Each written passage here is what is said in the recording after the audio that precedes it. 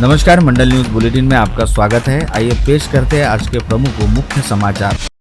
अमरावती जिले के अंजनगांव सुरजी नगर परिषद परिक्षेत्र में सड़क, बिजली, पानी समेत विविध समस्या, इन सभी गंभीर समस्याओं को पूरा करने तथा अंजनगांव का कायाकल्प करने के लिए यह शिंदे सेना की सत्ता आवश्यक है। आगामी 20 दिसंबर को हमारे नगराध्यक्ष समेत सभी उम्मीदवारों को लाडली बहनें और लाडले भाई जीत दिलाने का विश्वास उप मुख्यमंत्री एकनाथ शिंदे ने व्यक्त किया। वे आज अपने पार्टी की नगराध्यक्ष प्रत्याशी स्पृहा डकरे समेत सदस्य पद के उम्मीदवार के प्रचारार्थ अंजनगांव सुरजी पहुंचे थे। इस अवसर पर उन्होंने प्रचार सभा में नागरिकों को संबोधित करते हुए कहा, उप मुख्यमंत्री एकनाथ शिंदे का आज सुबह अमरावती हवाई अड्डे पर आगमन होने के बाद वे हेलीकॉप्टर से दोपहर 12:30 बजे अंजनगांव सुरजी पहुंचे। सारडा महाविद्यालय के प्रांगण में उनका हेलीकॉप्टर से आगमन होते ही उनका पूर्व सांसद आनंदराव अड़सूड़, पूर्व विधायक कैप्टन अभिजीत अड़सूड़, ज्ञानेश्वर धाने पाटिल, पार्टी की उपनेता प्रीति बंड, जिला प्रमुख श्याम देशमुख ने स्वागत किया। पश्चात तत्काल सुरजी परिसर के द्वारका चौक से उनका रोड शो शुरू हुआ। यह रैली पान अटाई चौक पर पहुंचने के बाद प्रचार सभा में परिवर्तित हुई। इस अवसर पर कोई भी औपचारिकता न करते हुए उप मुख्यमंत्री एकनाथ शिंदे ने हजारों की संख्या में उपस्थित कार्यकर्ताओं को संबोधित किया।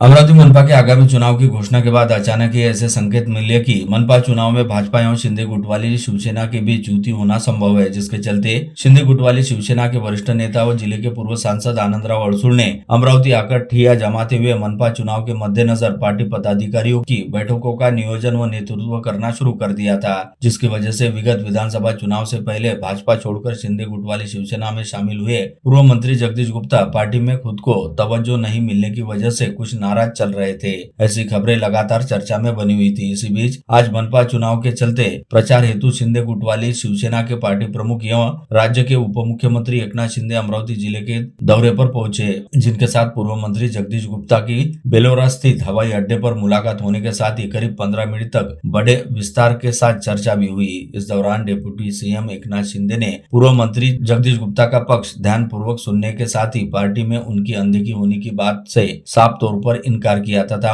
उन्हें आपसी समन्वय के साथ मनपा के चुनाव में पार्टी के प्रचार अभियान का नेतृत्व करने हेतु कहा, जिसके चलते पूर्व मंत्री जगदीश गुप्ता की नाराजगी काफी हद तक दूर हुई, ऐसा कहा जा रहा है। जिले की अंजनगांव सुरजी नगर परिषद में नगराध्यक्ष सहित सभी सदस्य पदों के साथ ही अन्य 4 महापालिकाओं के 6 प्रभागों में से परसों 20 दिसंबर को मतदान करवाया जाना है, जिसके लिए 72 मतदान केंद्र पर वोट डाले जाएंगे। इन 72 में से 32 मतदान केंद्रों को संवेदनशील की श्रेणी में रखा गया है, जिसके चलते इन 72 मतदान केंद्रों पर अतिरिक्त बंदोबस्त तैनात रहेगा। बता दें कि राज्य निर्वाचन आयोग की ओर से जारी किए गए संशोधित चुनावी कार्यक्रम के अनुसार जिले की अंजनगांव सुरजी नगर परिषद में नगराध्यक्ष सहित सभी सदस्य पदों तथा धारनी, अचलपुर में 2-2 एवं दरियापुर व बरूड में 1-1 सदस्य पद के लिए 20 दिसंबर को मतदान कराया जाना है, जिसके लिए 72 मतदान केंद्रों को तैयार करते हुए प्रशासन ने 15 जोनल अधिकारियों की नियुक्ति की है। वहीं 72 में से 3 केंद्रों को कानून व व्यवस्था तथा 33 मतदान केंद्रों को आर्थिक दृष्टि से पुलिस ने संवेदनशील घोषित किया। इसके अलावा 68 केंद्र पर्दानशील घोषित किए गए।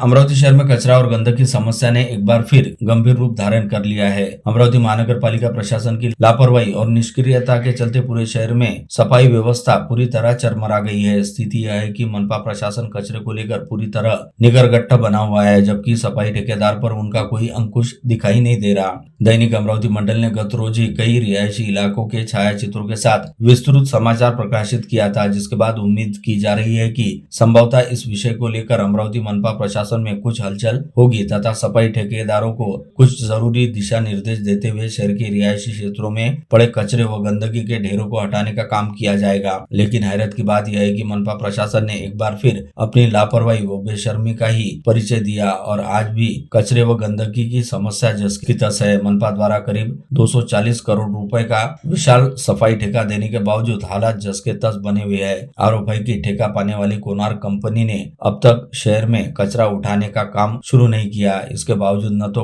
मनपा प्रशासन की ओर से कोई सख्त कार्रवाई की जा रही है और न ही ठेकेदार से जवाबदेही तय की जा रही है। यहाँ यह कहना कतई अतिशयोक्ति नहीं होगा कि शहर में सफाई ठेकेदार अपनी मनमर्जी से काम कर रहा है। तय समय, तय वार्ड और तय व्यवस्था किसी का भी पालन नहीं हो रहा है। इसके बावजूद मनपा अधिकारी आंखें मूंद बैठे हैं। इस पूरे मामले में सबसे अधिक आश्चर्यजनक और चौंकाने वाली बात यह है कि इस गंभीर मुद्दे पर जनप्रतिनिधियों ने भी पूरी तरह चुप्पी साध रखी की है, जिसमें नागरिकों को भारी रोष और निराशा व्याप्त है। कचरे और गंदगी के कारण शहर में मच्छरों और बीमारियों का खतरा बढ़ता जा रहा है। आम नागरिक हैरान, परेशान और हलाकन है।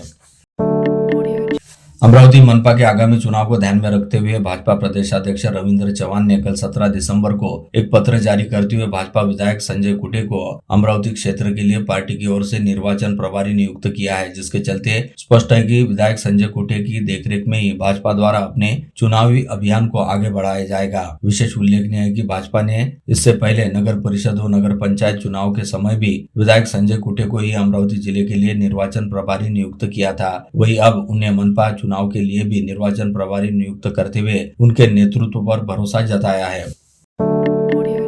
नए पुलिस आयुक्त राकेश ओला ने बहुत ही साफ कह दिया है कि उन्हें शहर में गुंडागर्दी कतई बर्दाश्त नहीं है। उसी प्रकार गैर कानूनी धंधे भी वे बर्दाश्त नहीं करते। गैर कानूनी धंधों से ही अपराधियों को आश्रय मिलता है, इसलिए कोई भी प्रकार की गुंडागर्दी आइंदा शहर में नहीं चलेगी। अपने कार्यालय में सीपी ओला आज दोपहर स्थानीय मीडिया से पहली बार बातचीत कर रहे थे। उन्होंने कुछ मुद्दों पर बातचीत कर आगामी महापालिका चुनाव संबंधी पुलिस की तैयारियों के विषय में भी वार्ता की।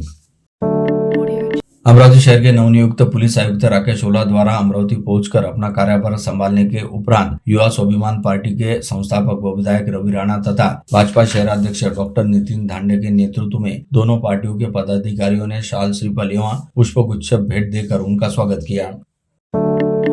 अमरावती के नए पुलिस आयुक्त राकेश ओला ने बुधवार को पदसूत्र ग्रहण किया। शहर के प्रतिष्ठित उद्यमी विजय खंडेलवाल ने भी नवनियुक्त सीपी राकेश ओला का पुष्पगुच्छ देकर स्वागत किया।